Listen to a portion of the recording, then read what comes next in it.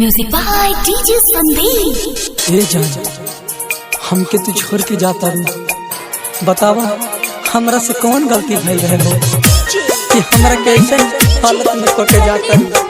हम तोरा बिना नहीं खीरा सकत तोरा बिना। ए जान, ऐसे मत कर तू।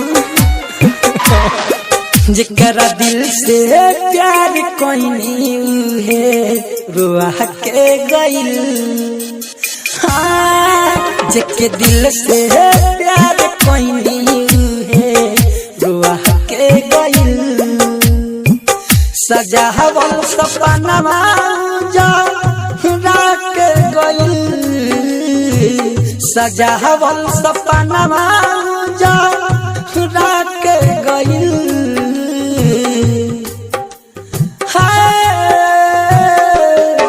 जेके दिल से प्यार कोई नहीं है रुआ के गइल। जेके दिल से प्यार कोई नहीं है रुआ के गइल। पहले तू कहत रहू कि हम तोरा से बहुत प्यार करेनी, लेकिन अब का कहलू? बोला ए जान, काहे कहलू ऐसे हमरा संग?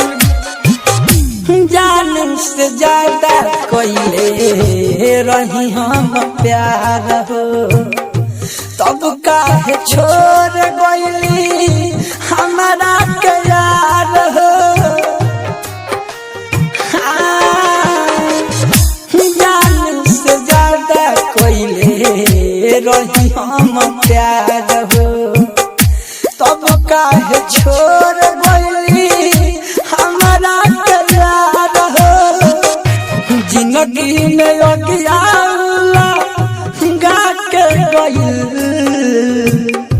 जिंदगी में अगियाला गा के गइल। जेके दिल से प्यार कोई नहीं है रुआ के गइल।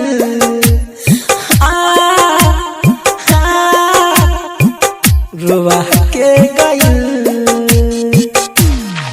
भले तू हमरा के भूल जा, लेकिन हम तोरा के ना भुला सकेनी। हमरा दिल के इतना जख्म देले बार कि हम कबू ना भुला सकेनी तो।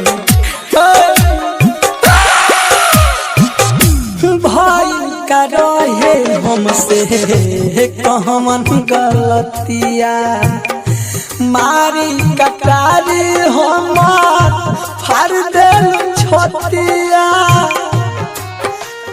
ए जा भाई का रहे हमसे कहमन गलतिया, मारी कटारी हमार फाड़ देल छोटिया। चंदन के जियते के गइल। संदीप के जियते के गइल। जेके दिल से प्यार कोई नहीं है रुआ के गइल। हाँ, जेके दिल से प्यार कोई नहीं है रुआ के गइल। Recording studio.